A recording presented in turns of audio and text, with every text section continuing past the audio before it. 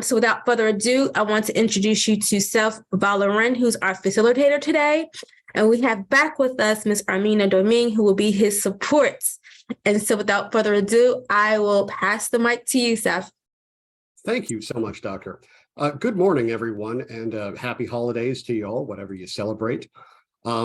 As was explained before, my name is Seth Valoren, and I'm a counselor with Candor Consulting. My particular area of focus is on trauma, including its causes, its biological and neurological effects on the body, how that damage can manifest behaviorally, and how to recover and even grow from that trauma. And I am very, very pleased today to be your presenter for the third part of our series on grief, loss, and the holidays, titled The Real Holiday Grief Is. So before I begin my presentation today, I'd appreciate it if everybody could just sort of signal their readiness a little bit by typing a 1 in chat if you're ready to go. Give me a 2 if you're, still not altogether here just yet. And 3 if you're maybe having some reservations about interacting with today's presentation. This is real because today's going to be a tough one. I'm not going to lie to you. We're going to be confronting the beast head on. So before we get into it, I want to put out there that if any part of today's presentation at any point makes you feel unhappy or uncomfortable in any way that might ruin your day, don't feel the least bit bad about logging off for a moment and taking a break. A key component of what we're going to be talking about today is self-care. So I want all of you to feel free to do whatever you need to do to care for yourself here today, okay? I'm going to go ahead and get this started. And I'm seeing a lot of 1s, so I feel pretty good about that, eh? All right, so pardon me a moment while I get the chat window up. So I've got it on the side. Excellent. All right, now with that, let's address the gift wrapped elephant in the room, shall we? As we get going here, I'd like to just get a baseline on how everyone's feeling. I'm sure most of you have seen this graphic before.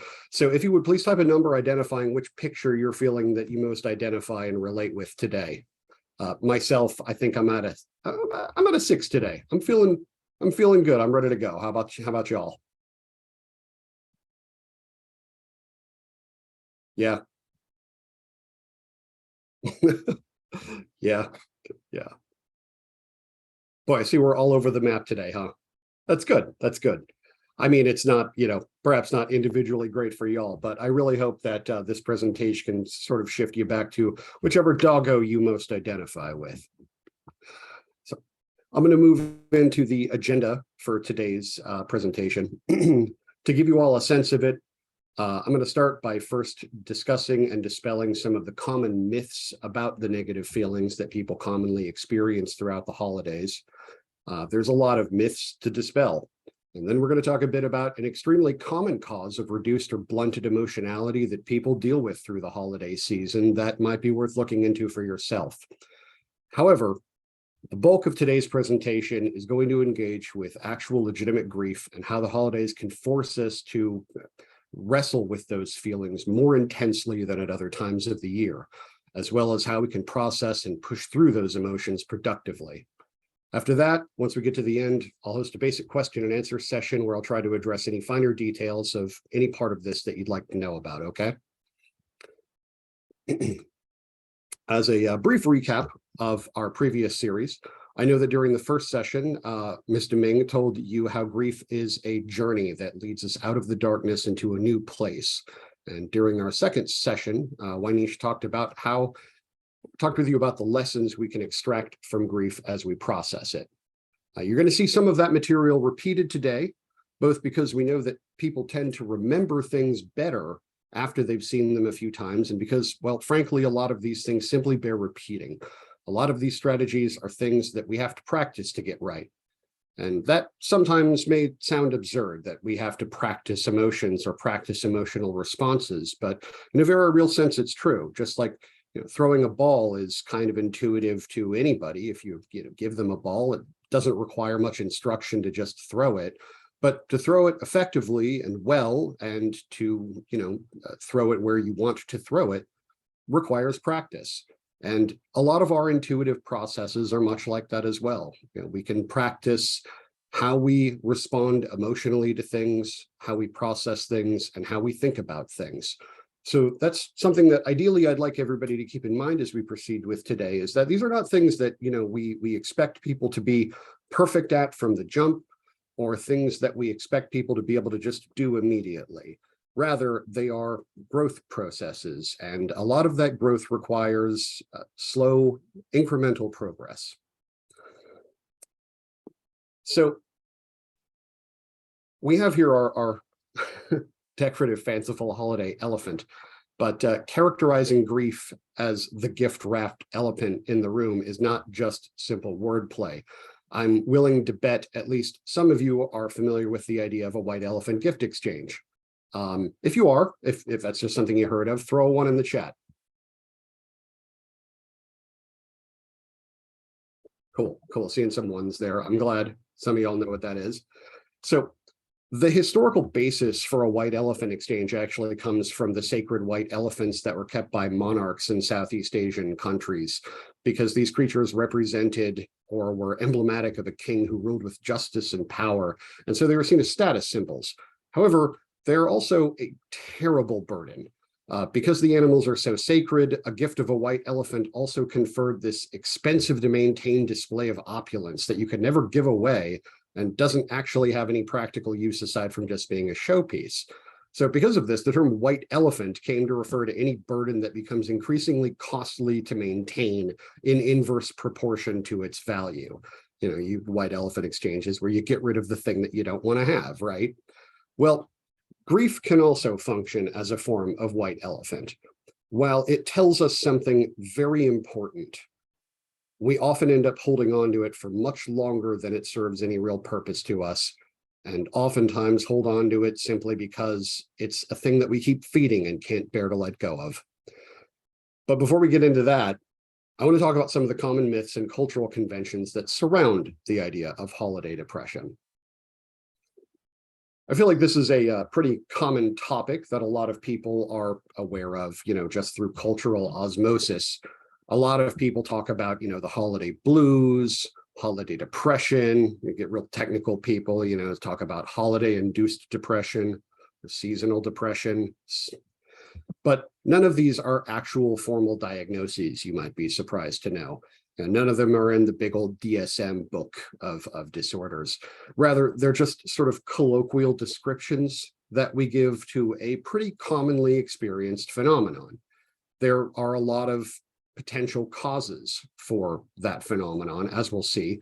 But I think it's important to just sort of pause here and recognize that the phenomenon is also largely anecdotal and highly individualized. That, of course, doesn't invalidate your experience if you feel down during the holidays. But as a trend, it's worth noting that rates of depression and suicidality don't actually increase over winter months. In fact, studies have shown time and time again that these factors decrease, specifically because the holiday season prevents more opportunities for people to reconnect with people, and those people tend to be more inclined to provide them with emotional support. So, while the idea of the holiday blues is pervasive, it isn't something that's, strictly speaking, backed up by a wealth of data. So despite this cultural fable about holiday or seasonal depression persists because of the spotlight effect, which is where we tend to notice something the more that we start looking for it. This is kind of like, have any of you ever learned a new word and then somehow ended up hearing it several times in the days immediately after? Well, that's kind of the same thing. Your brain is, all of our brains are these magnificently fine-tuned machines that are designed to do a lot of things, one of which is recognize patterns. And as a side effect, we often end up seeing patterns based on what's front of us instead of what's actually available and out there. When we come to erroneous conclusions based on, well, I've heard about 3 shark bites, so that must mean that shark bites are very common, when in fact that isn't the case at all if you have the full scope of things to look at. But, and so for that reason, it's a little difficult to say which came first. It's a bit of a chicken and the egg question between people specifically just talking about holiday depression, seasonal depression, like it's something they have, or the observations of the popularizing of the idea on the news. which came first? It might have been a slow news day, and the idea just got legs because it resonates with a lot of people. It really does. But what we can say for sure is that the media definitely plays a role in spotlighting stories about depression, self-harm, and suicide during the holidays, specifically to feed in and validate this cultural idea. And the reason they do that is because it is kind of inherently contradictory. It's the most wonderful time of the year, and yet this person is sad or having a terrible time. And so it gets spotlighted because it stands out to us. But again, if we zoom out a little further, we can see that these incidences, suicide, depression, all of it actually decline over the holidays. And again, that isn't, of course, to say that people can't experience very real depression throughout the holidays. But what a lot of people experience as holiday depression may in fact be an acute depressive episode that is often triggered by occurrences common to the holiday season. As I said, there are ample reasons to be triggered by the holidays. For example, the holiday cheer that we see reflected in the world around us often exaggerates our own feelings of loneliness or hopelessness. It's like an individual mirror of what I was talking about with the media. The rest of the world around you is merry and bright. So if you don't feel very good inside for some reason, it's very easy to feel that that's magnified and blown up by comparison. And, we also often go into the holidays with very high expectations for events, gatherings, fun things we plan to do or see, people that we're going to spend our time with, gifts that we want to get people or that we're hoping to get back. And all of this builds up this great big expectation about what the holidays are going to be. And if that ends up looking like it's going to be unfulfilled, or if that isn't working out the way that we hoped it would, it can easily leave us in a big lurch. There are some other ways too. The mere act of preparing for or traveling for the holidays, as many of us do, can often just be stressful unto itself. Buying plane tickets, renting a car, driving a car, dealing with the cost of gas, the logistics of how you're going to fit your family and all of the things that you need to bring. This can often be an ordeal, even when we're going to see people that we genuinely love and wish to see, right? And also, a lot of us simply empty our purses during the holidays by buying gifts, decorating, traveling, giving to charity, eating the delightful seasonal food that's available this time of the year. I eat a lot of marzipan over the holidays, right? Like, I don't think that anybody else, nobody likes marzipan, but man, I love marzipan, but I have to limit myself to over the holidays because it's when it's around. It's when it's around and it feels acceptable because it's winter and it's the holidays, right? It's time to indulge. But consequently, a lot of us tend to go overboard with the indulgence, the spending, the participating. And we all know somebody, I'm sure, maybe it's ourselves, maybe somebody else, who often spends January and the months beyond in a lurch trying to put their finances back in order after overextending themselves, whether for themselves or, for others. And that can be really hard on people. Additionally, any changes to how you celebrate the holiday tradition this year, last year, recently, such as, moving away or having somebody move away, changes in holiday culture, changes in just the general feel of things, the vibe of the holiday as the world changes. Like, all of these things can feel like a loss inside us. All of these are things that can be processed and absorbed by our subconscious mind and start to internalize. And as they churn over, it can start to feel, well, a little bit sad. And moreover, it's also one of the few times of the year that we may be compelled, either by obligation or circumstance, to spend some time with people who simply we don't like that much. I think many of us can probably relate to having somebody in the family we don't get along with or don't relish the thought of seeing. And for some of us, that person might even be somebody who abused us. I know that growing up in my house, Christmas and major holidays often meant visiting my grandmother, which was frankly always a source of low-key dread for us, because going to grandma's house meant inevitably that there were going to be fights and there were going to be screaming. And my grandmother had issues with hoarding, so her home was often very, very unkempt. And she was not a very nice person to the rest of the family, but my mother often felt emotionally blackmailed to sort of go and participate in the ritual. And so we did year after year, despite the fact that we knew it was going to be awful.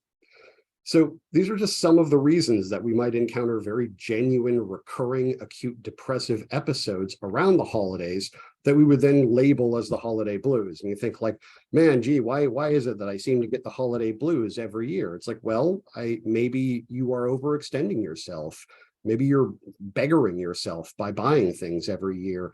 Maybe things just haven't been the same since the kids went away to college, or since, your sister moved away. Or maybe it's because you end up having to spend every holiday with somebody who makes you feel a certain way. So these are all things to sort of consider just as an outside system of like why maybe you experience those feelings at this time of year. Just to take a quick poll at this point, can anybody relate to any of these reasons? You don't have to disclose anything, of course, but if you have anything that you want to share in terms of like, if you can relate to any of those, let's say, and you feel like doing so, just throw a 1 in chat.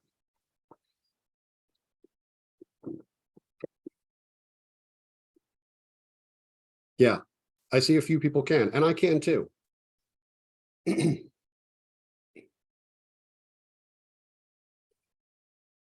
And of course, the fact that, holiday depression or seasonal depression isn't in the big book of mental health problems doesn't mean that your own depression, anxiety, or guilt that you feel around the holidays isn't real. It's important to acknowledge that clinical diagnoses are not the end-all be-all of what makes a feeling valid and worthy of consideration. These feelings that you have, yeah, 1 million indeed. These feelings, regardless of their origin, they're all very real and they do deserve your attention and care, okay? And of course, a lot of us may simply not even acknowledge what we're feeling. The holidays can be so busy that we never stop to catch our breath and check in with ourselves. Often we get caught up in the shopping, the parties, family gatherings, dealing with house guests, giving to charity, arranging for time off work, traveling, and so on, that we get so overwhelmed and we can't even think about how we're holding up, whether or not we're being good to ourselves. So with that in mind, I'd like to just pause here and invite everyone to slow down, detach from whatever you're doing, and just take one long, slow, deep breath in through your nose if you can. Let it out through your mouth. I'm going to do it too right now.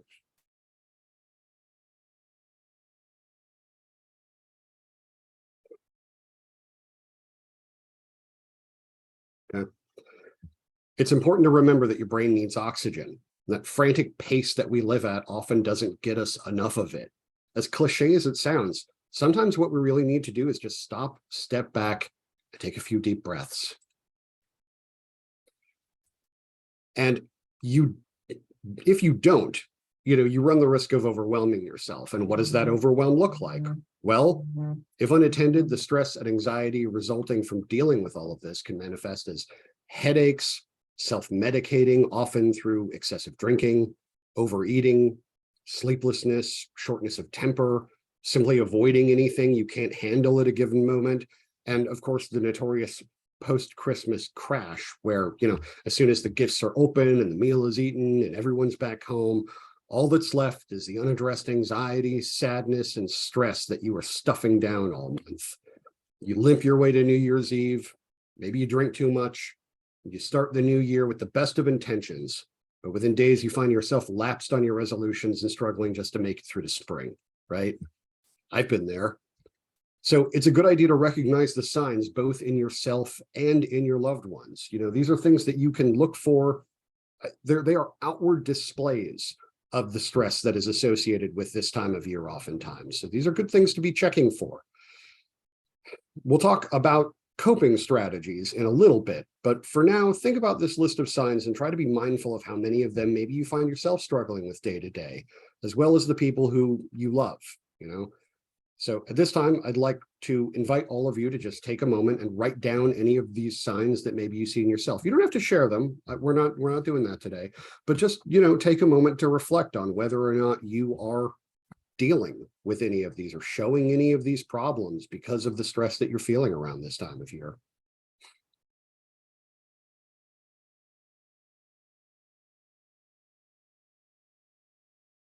All right. Next up, I want to talk briefly. We're going to move on to the next subject, and I want to talk briefly about a very real, very biological reason that you might find yourself in a slump over the holiday season. And that is the holiday SAD. And maybe you're wondering, why is that an acronym? Why does it say SAD in big letters? What does that stand for, right? Well, what it stands for is seasonal affective disorder, which actually is a diagnosable condition. And what that means is it's one wherein one regularly experiences sadness, depression, and lethargy, specifically during the winter months, that is reliably remitted in the following spring or summer.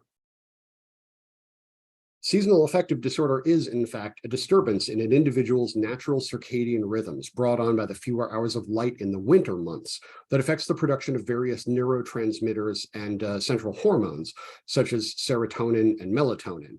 These are important ones, guys.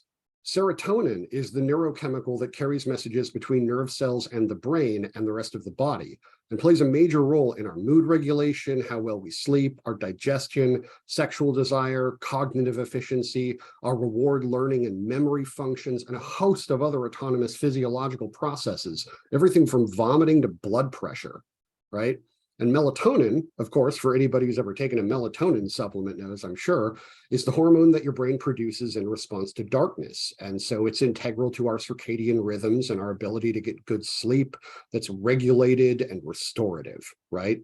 So as you can sort of see here, this simple lack of sunlight that you're going to encounter for several months out of the year has the ability to drastically affect the moods of a lot of people.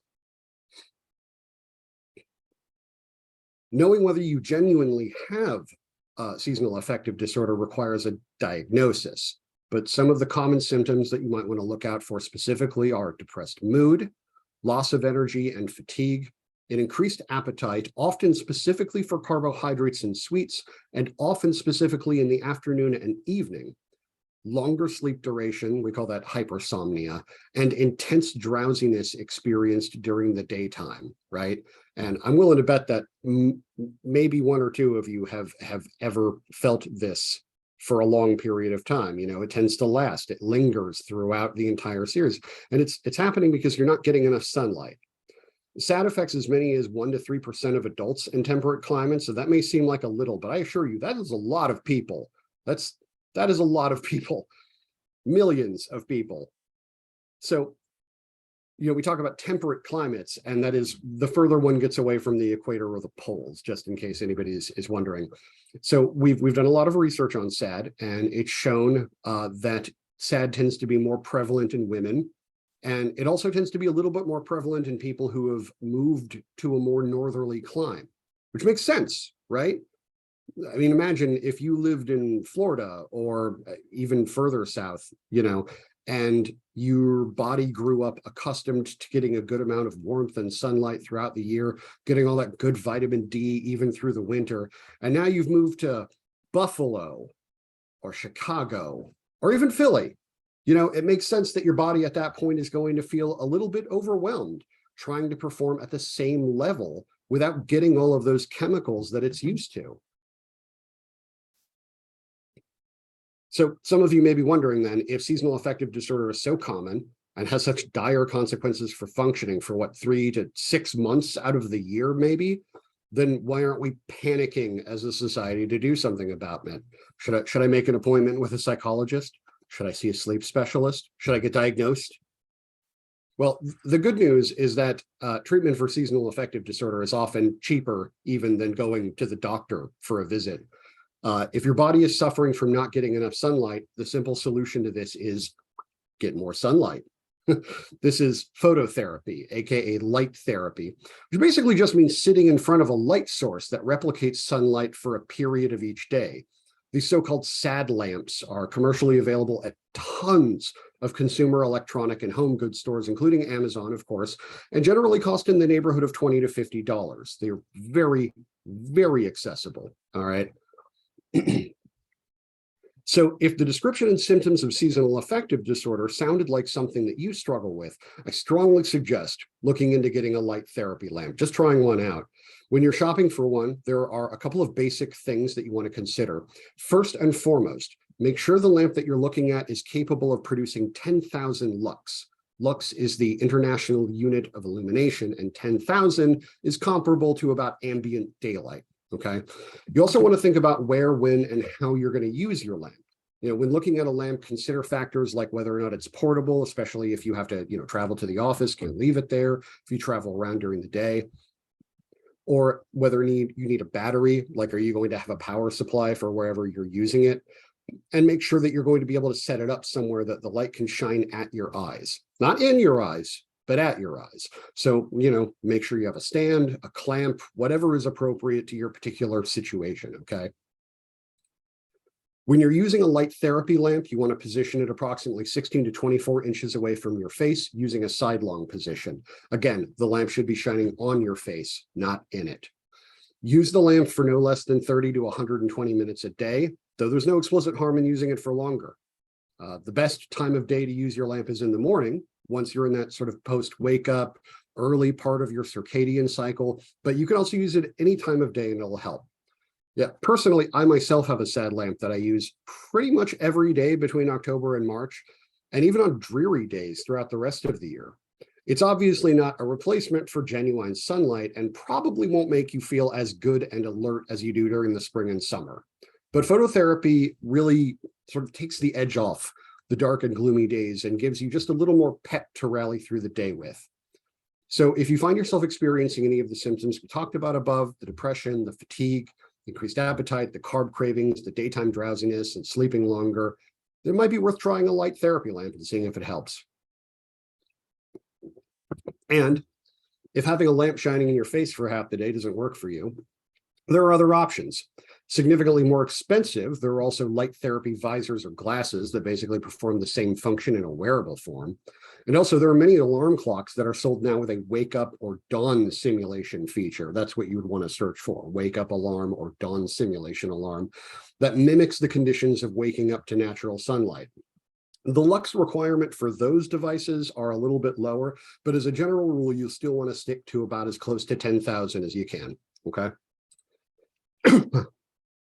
All right. So now we're going to get into some of the stuff that can't be dealt with simply by taking better care of yourself around the holidays and getting a fancy new lamp. I'm talking about holiday-related grief. Well, depressive and anxious feelings related to holiday-related stressors and seasonal impact, and the seasonal impact on our circadian rhythms can often make us feel like we're grieving. Too many people have very real and very explicit reasons for feelings of grief, pain, and sadness that intensify over the holidays. Holidays often, for example, involve sharing with family and close friends in religious observances, family rituals, social traditions, commemorating birthdays, anniversaries, achievements, and the like. And if we end up in a situation where we can't keep with those traditions, it isn't unusual to feel an overwhelming, pervasive sense of loss. We tend to think of grieving as something that we do exclusively for people who have passed on, but we can and indeed should grieve any loss that gives us cause to suffer. And there are a variety of reasons we might have cause for grief that can be created or exacerbated by the narrative that we surround ourselves with during the holidays. For example, the loss of a family structure due to divorce, having a family member incarcerated, the demands of work keeping us from family, having a miscarriage, someone being unavailable because they're in the grip of substance abuse. These are just some of the ways that the holiday environment of family togetherness can be meaningfully disrupted.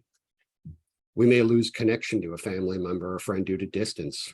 Children go to college, friends get married, they accept jobs in new cities, they start families of their own and simply become unavailable anymore.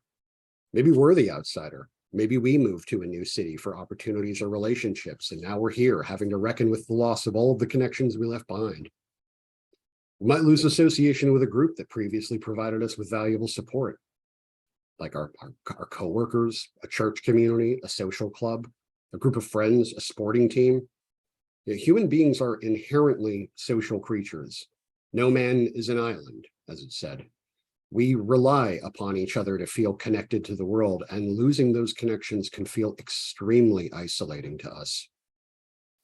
That same group may also have provided us with a sense of support and identity internally within ourselves.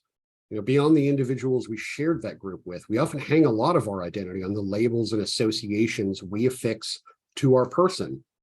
Here's a question. When I want somebody to answer in chat. When you go to a party and you meet somebody new, after you've introduced each other by name, what's the first question that comes up? I'll wait.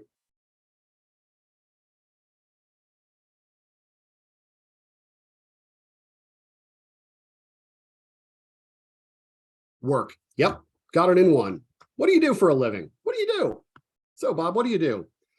And if you're used to thinking of yourself in those terms, as an engineer, as an aid worker, a student, a parent, a member of the school board, as one of those things that matters to you, whatever else you define yourself by, and that label suddenly becomes unavailable to you, it's really easy to fall into the existential trap of wondering, well, what am I then? Right? Similarly, that same loss of identity is something that can happen to us because of trauma or other radical life changes. Most of us have an internal idea of who we are, this vision of ourselves that anchors us when the world is uncertain. So if that perception of ourselves becomes meaningfully disrupted, like because somebody hurts us, because we lose a limb or access to a sense, because we find out we have a terminal disease, it can completely upend the foundation upon which our base of interactions with the world is built on. This can happen too if we lose access to some resource that we believe is really necessary to life, like losing a job, a home, a car, a scholarship, savings. These things can be interpreted as existential threats, not just to our immediate stability, but to our vision of what the future would look like, leaving us feeling stranded, adrift, as we try to figure out which direction to paddle in to reach the safety of shore. We can also lose access to things, people, and places that we relied on to regulate and provide us comfort or support when things get tough.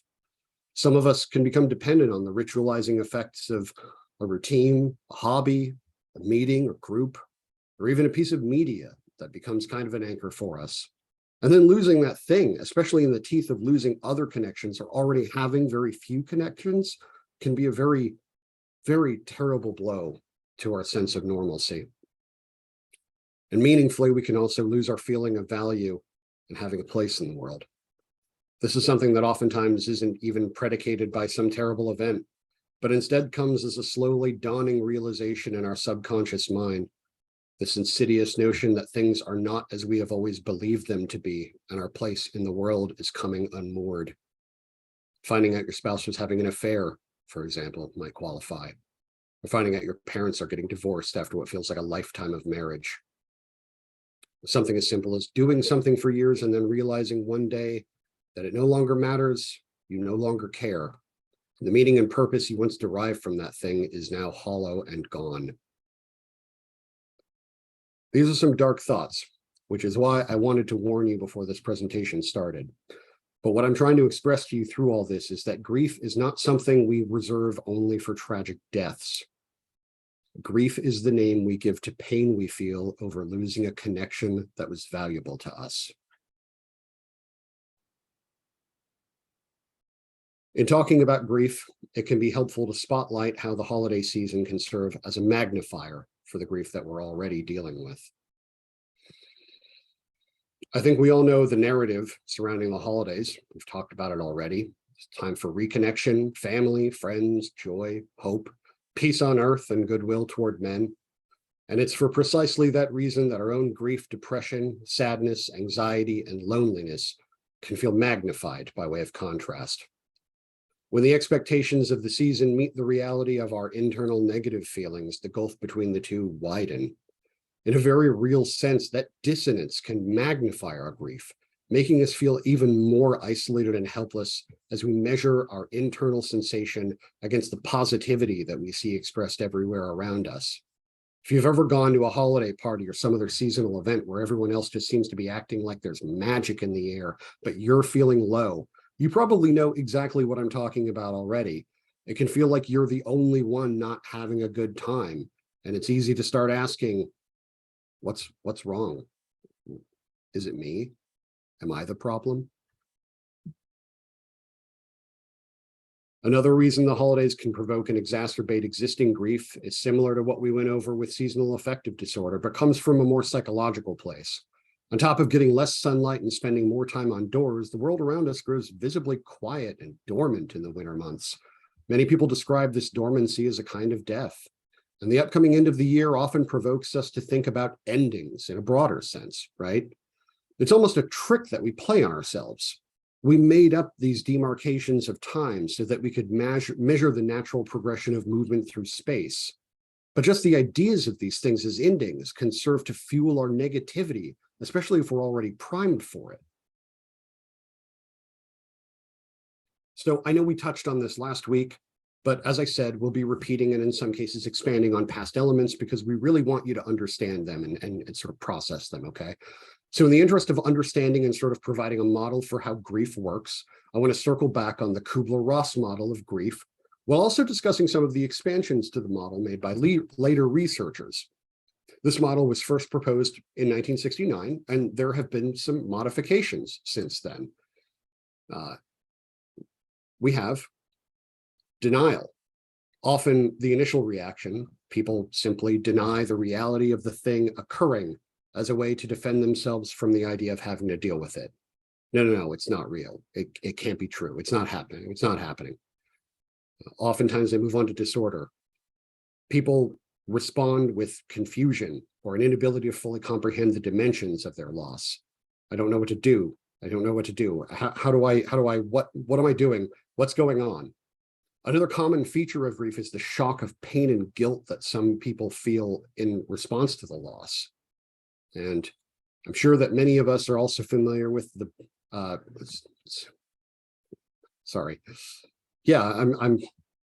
sure that many of us are also familiar with the bargaining phase of guilt, where people ruminate on what they could have done differently to have avoided the loss, or else try to find ways to mitigate it, right?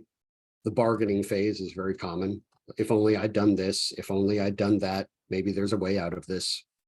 Along the way, it's often a quiet stage of grief that depression sets in, while the loss and any corresponding guilt starts to get internalized. There's often a branch in the grief journey where an individual either turns out of the skid or becomes more withdrawn as they succumb to despair. No matter how deep your grief, no matter how supportive your friends and family, everyone's grief journey is different, and others may not process it along the same pace. Ultimately, grief is a highly individual experience, and as others move on, even if they share your grief, such as, siblings in the loss of a parent, it's easy for one of you to get stuck in place, moodily stewing on your grief until it becomes toxic. So I want to make this bullet pointed. The deciding factor between these two, between upward turn and withdrawal, often comes down to how much support the individual receives.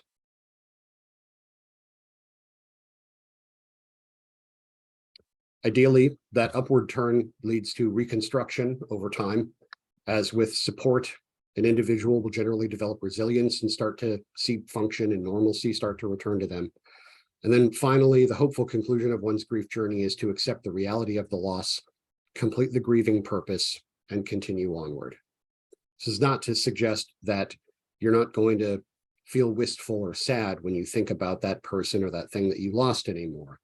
But the idea is that it does not impair you. You are able to continue on through life. Now, I'm sure that model sounds a little bit tidy, steps 1, 2, 3, 4, 5, 6, there's a division, maybe you complete it, maybe you don't. Maybe it even sounds linear to you. So I want to make it clear that these stages of grief don't necessarily occur in linear order, nor do they necessarily occur only once or even one at a time. It's entirely possible to move from denial to guilt to anger to withdrawal, back to denial and depression before getting the support needed to move toward reconstruction and acceptance. It's also entirely possible for one's healing journey to be interrupted, especially if you suffer another loss or start to lose the support of the people who are close to you. Grief is a complex and layered journey, and it often takes a meandering course as we contend with external factors in our lives.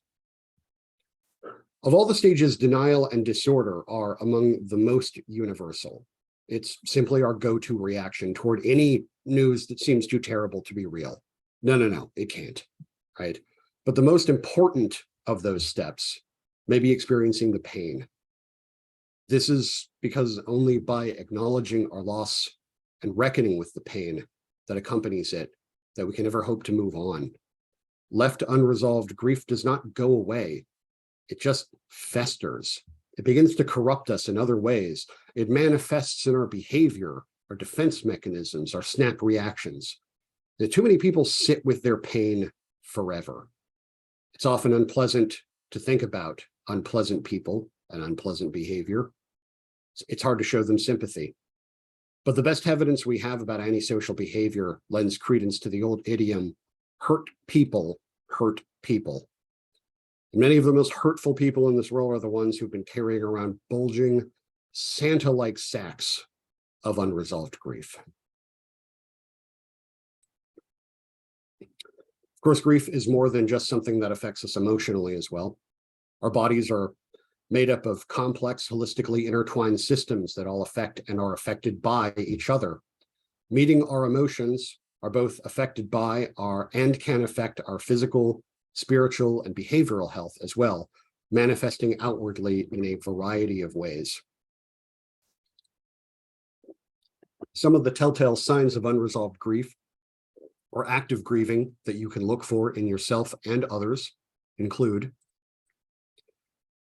disheveled dress and hygiene, general lethargy, a pervasive feeling of sorrow, a poor or exaggerated appetite, poor or exaggerated sleep, irritability and emotional outbursts, intense malaise, general disorganization, being constantly panicked and overwhelmed, and self-isolation. So, what do you do if you see somebody displaying these characteristics?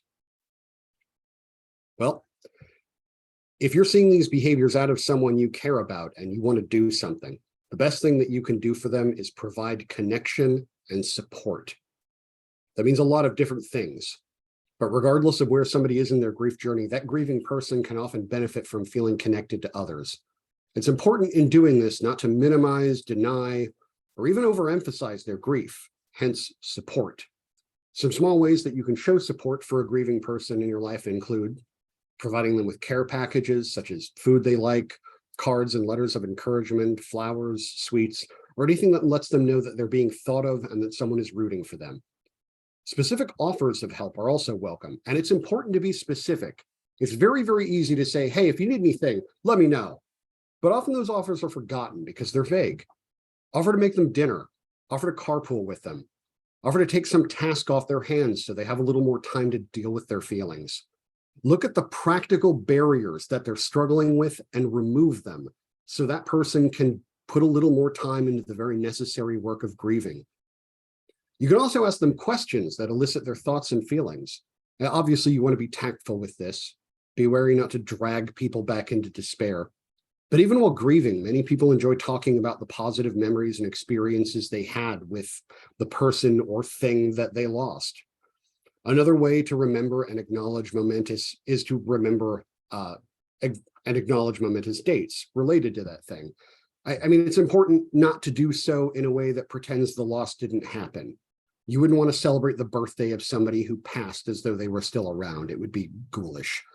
But reaching out to someone affected by that person's death to let them know you're thinking of that person or that you're honoring their memory, that can mean a lot, because a lot of the pain of loss is tied up in the fear that the end of somebody's life or the end of a period in our lives will mean it's gone like it never happened. You also don't have to engage with the thing that they're grieving about at all if you feel uncertain or if it makes you uncomfortable or feel like you'd be awkward. Simply engaging with the grieving person, sharing your presence and spending time with them in some activity that you could do together, like playing a game, making cookies or whatever, all of it, it helps tremendously. It's also important not to dictate to the grieving person how they should or shouldn't feel. As we've discussed already, grief is highly individualized. And even if it seems to all the world that a person should be over their loss, or they're not feeling or processing it the way they should be, telling them so will not change their mind. And in fact, they're only more likely to dig in their heels. And that means giving them the time and the space to simply be sad, to feel their grief. As we said above, feeling the pain is an important component of this. If somebody is diverted by their own denial, anger, sadness, guilt, or if the people around them are constantly telling them that their feelings are wrong or trying to distract them from them, the longer it's going to take that person to deal with these feelings. Be patient and understanding with a grieving person. As confounding and frustrating as people can often be while they're grieving, it's important to remember that we all have these periods when we're not our best. Normalize the idea that it's okay to feel bad about losing something or someone, and try to understand and forgive when those people lash out or act irrational. It isn't genuine malice, they're suffering. And people who suffer tend to lash out blindly, like cornered animals. Finally, remember, you don't need to be perfect for them, just present. Don't get hung up on whether you're helping somebody the right way, and don't let the fear that you aren't doing it right prevent you from trying. What the grieving need most is just the time and the emotional support to process their loss without losing even more in the process. Withdrawing from a grieving person can make them feel like they've set off some cascading chain reaction where they're losing everything now. And that doesn't mean that you're obligated to stand beside somebody who's grieving forever, especially if they're being toxic and harmful to you. But, it also, under normal circumstances, don't abandon somebody who's dealing with that sort of thing. Because the holidays are so focused on togetherness and traditions, the loss of someone important to you and your family and the corresponding holiday traditions can be an especially heavy blow. During the holidays, the absence of such a person often becomes glaringly obvious. And for those whose families and communities have been affected by HIV and AIDS, this may also stir up feelings of grief on a community level, as victims of the disease are collectively commemorated. The scope of that loss can feel immense. And for those of you who work alongside and help these individuals, may connect you to negative feelings about our nation's healthcare system, about society and how it stigmatizes people who have HIV and AIDS, about the government who was, and to a lesser extent still is, indifferent about them, and about the homophobia, racism, and dogmatic hatred that contributes to the senseless suffering of so many. And whether this is the first holiday season since that person was lost or just the most recent in a series, it can still feel extremely acute. So it's important to remember that grief doesn't have to swallow anyone up. Grief is a powerful emotion, but it doesn't have to be the only one we feel. Grief can exist alongside joy, gratitude, love, and warmth. The most important element of handling grief is to name and feel that grief. Grief is often quiet, especially at first, but it is always insistent. The longer it's ignored or suppressed, the more damaging and destructive it becomes. We have to learn to live with our grief. It is a natural, healthy, necessary part of accepting and dealing with loss. There is no one-size-fits-all solution to dealing with it, but I'm here going to provide some general guidelines to reckoning our own grief and helping others with theirs. First, as I said, name and feel that grief. Acknowledge the loss and the resulting pain rather than running for it. It's perfectly okay to cry, to feel down, to not put on a brave face for the people around you. But it's also important to remember to give yourself permission to feel joy and pleasure still. I'm adding this at the end because I want to underscore it. It isn't a betrayal of your loved one's memory for you to experience happiness. Grief and happiness can, and in fact should, coexist. You only feel the loss so acutely because that thing brought you so much joy or satisfaction or love in the first place. Grief is an inversion of the love that we once felt. Next, make a grief plan. Knowing that the holidays are going to be different without that special person around, spending a little time thinking about what that's going to mean for your holiday, and how to expect to go about it. What are the places that you go during the holidays, the events you attend, the traditions you keep? Are you giving yourself time to recover and grieve? Remember, again, it's okay if you need to sit some of it out this year. Decide what you can and can't handle. This will help you feel more in control and aid in the processing of your feelings. Next, reconsider your usual traditions. It's okay to even stop some traditions when we lose someone who's important to doing them. Remember, the purpose of a tradition is to foster four things, the four B's: being, belonging, believing, and benevolence. If your traditions can't provide these anymore, then it might be time to consider starting new ones. Even just changing the venue or the order of events can help create a little meaningful distance, so you aren't repeating the same old traditions, fixated on the conspicuous absence of that person. Better yet, start a new traditional celebration with family and friends that make space for that person to be commemorated and honored, without necessarily needing to make them the focus of the event. Compartmentalize things a little bit. And don't hide from your memories. As you proceed through the holiday season, even with the best of plans in place, it's likely that at some point you will be overcome by memories of your lost loved one and the feelings of loss, pain, and sadness that come with. This, as we said, is part of the healing process. Try to focus on remembering your loved one through the lens of the good memories that you have with them, and practice gratitude for the time you shared together. Gratitude practice has been shown to positively influence our emotional state and reduce stress, anxiety, and depressive feelings. A great way to practice gratitude is through gestures of commemoration, such as sharing stories about the loved one, enjoying the food or drinks that they loved, going through photos of them, lighting a candle in their honor, or you can engage in prayer about them. Another great tip is to stay active. I know that we've already talked about how difficult it can be during the holiday season to, get sunlight, get exercise. So, but know that it's worth simply staying active, because it has a potent effect on physical sensations associated with sadness. To put it very simply, exercise and time in nature are antidepressants. So whenever possible, get outside, get some fresh air, do some light cardio, like jogging, walking, play a game, whatever. The more time that I don't want to say the more time that you spend outside, but it's advisable to just get a little fresh air, spend a little time outside, preferably at peace if you can, okay? Also, be good to yourself. This sort of goes back to what we were just talking about. While in a perfect world, we'd all have the support that we need to get through a devastating loss, the simple fact of the matter is that ultimately we all have to be willing to show up for ourselves. Even when other people are willing to show up for us, they will stop showing up eventually if they can see that we aren't willing to show up for us. And unfortunately, grieving people are especially vulnerable to stressors from without. So try to give yourself or them patience, forgiveness, and don't push yourself too hard. I know that this is especially hard during the holidays, but try to develop or keep positive habits that you have about eating right, sleeping well, getting routine exercise. And there's more ways that you can be good to yourself than just, what you do with your habits.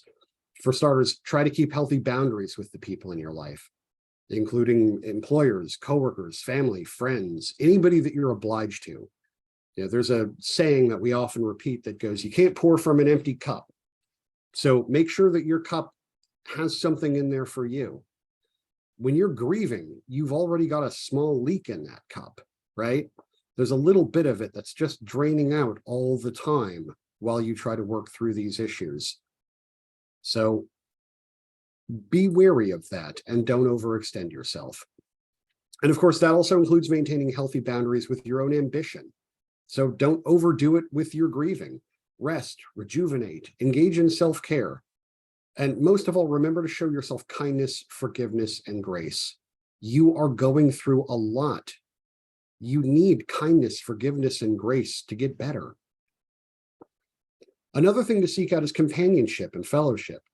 As I said previously, grief is the name that we give pain we feel over losing some connection that was valuable to us. So a good way to mitigate that grief is by building up the places that we suffered that loss. In other words, when we lose a treasured connection, it's important to surround ourselves with family and friends who value and respect our feelings to supplement for that loss. Too often, grief is so uncomfortable that we end up in this strange conspiracy of silence. That is where none of us want to talk about the elephant in the room.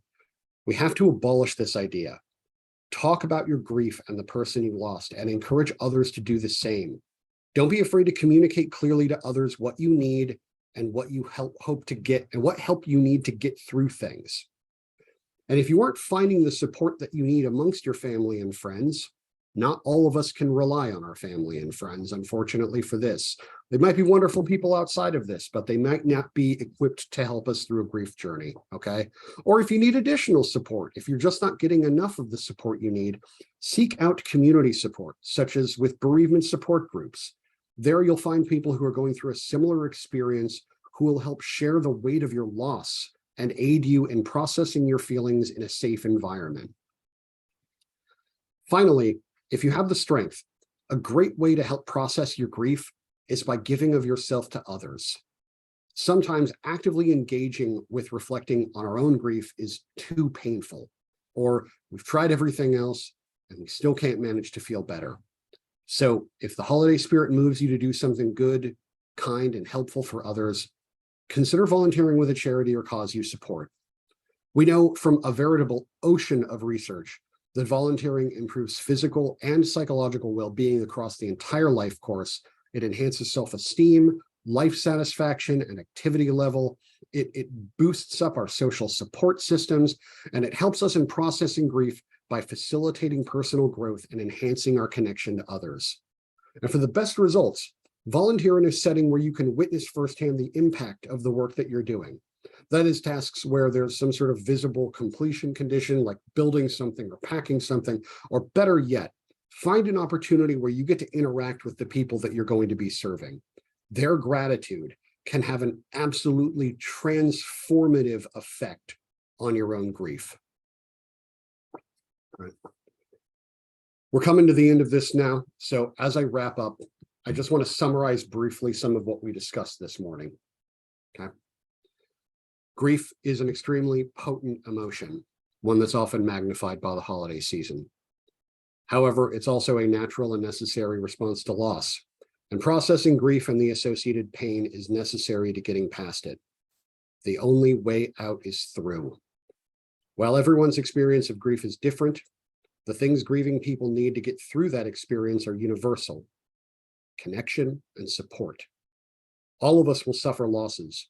Not becoming swallowed up by them requires we feel tethered to people we love, to a robust sense of ourself, to our personal values and identity, and to the world around us, as well as having enough emotional and material support to complete our journey.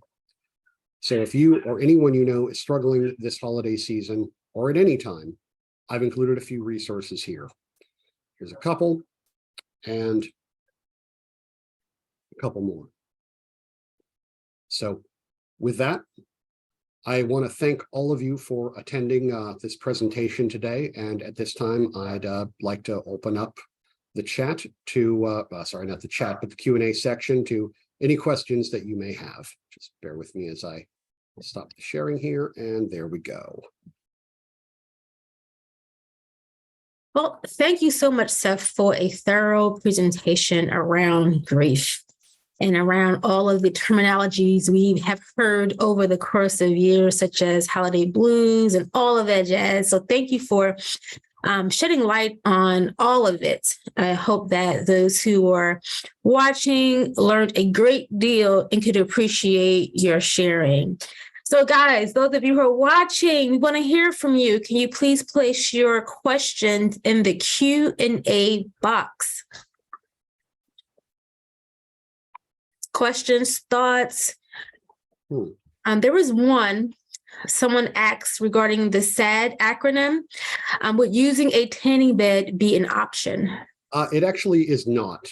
What a tanning bed produces is ultraviolet radiation, and that does not meet the same, it's just not the same wavelength of light that is produced by a standard light therapy lamp. Good question, though. Honestly, like that's not something I'd ever considered before. Will the slides be shared afterwards? Typically, we don't share the slides from our presenters, but the video will be made available to you. The goal is for Friday to have all of the videos within this series available for you to watch on our YouTube channel. That channel is Community Health Training Alliance is where you can find us on YouTube. Another question, do you have any tips for how I can help my students? They're in college, and once they have to go back home for the holidays, they don't have access to the school counseling center and are in a different environment. Yeah. And that's a tough question, because so much of, what we are doing with the feelings that we're having over the holiday season, especially, are contingent upon our environment, what's going on around us. And, we simply can't control for that with everyone, right? I find in situations where you cannot control for the environment, the best solution is empowerment through education. So I know that this presentation is going to be offered up online after the fact. I would welcome anybody who is interested to review it and jot down some of these notes, some of these tips, things to look out for in yourself and others, coping strategies for dealing with it, and ways to handle grief when you're experiencing it, as well as just basic education about seasonal affective and matters like that. All of these things can be helpful. Anything that enables and empowers the individual to look at their own situation with a better informed view.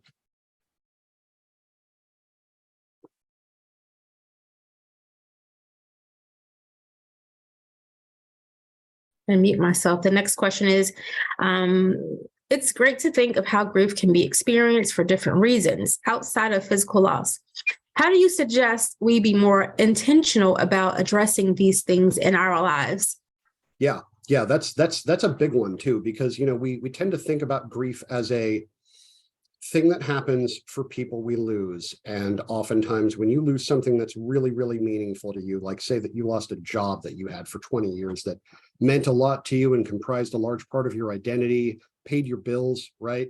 It can be really hard to process the idea of grieving over a job or grieving over a marriage that failed, right? Naming the guilt or naming the grief is one of the big ones that we sort of go over in the presentation there. Just to affix a name of it, to say that I am grieving this thing, to say that I understand that this loss is affecting me, it hurts, and I am going through it, is a great first step in the right direction. And what I suggest then is reaching out to the people in your immediate contact network who are going to be supportive to you, and just being candid and honest with them. I am going through it right now. I lost my job, and I feel more than just the stress of having to redo everything in my life. I'm dealing with the fact that this was a huge part of me. This meant a lot to me. And without it, I hurt. I'm wounded inside. That can be a really, really, really positive step in the right direction. But beyond that, I'm also really just a big fan of ritualizing more things. And by that, I mean just setting up intentional actions around the things that we want to put more attention on. You could throw a goodbye party for something that you've had to lose. You could throw a wake for more than just a person who has died, and the purpose of those rituals, the purpose of events, and the idea of formally recognizing these things through prescribed behavior sort of helps to put punctuation on the end of that thought. It helps reify it. It forms it into a physical thing, a manifestation that you can more easily conceptualize and deal with, and once you start basically taking the shape of your grief and processing it, it starts to drain out. It's a bit like lancing the boil, I guess, in a sense. These are great questions.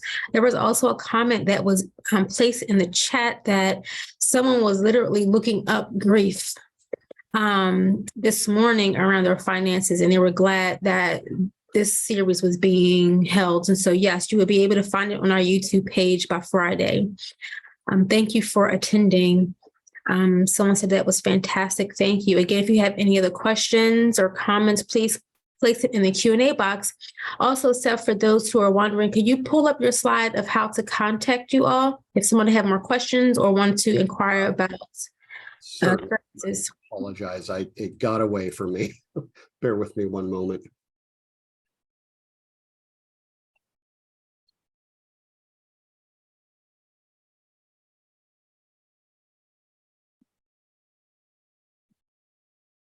I just want to put a cheap plug in there that Seth is accepting clients at this moment. So if anyone is looking to connect with him one-on-one and work through some of these issues or just any challenges you're having, he is accepting clients, and you can reach us either by email or at the 302 number, and we will be sure to get that over to him. Yeah, and if I can make just one last bullet point, again, just because it's come up a couple of times in the chat with some of the questions here, I think it's really, really important to move toward the conceptualization of grief as the mirror of the joy and pleasure and meaning that something brought us, and the depth of the despair that we tend to feel when that thing is gone mirrors that. And it doesn't have to just be a person, any significant loss that really hits us hard and gives us cause to need to process it. That's grief.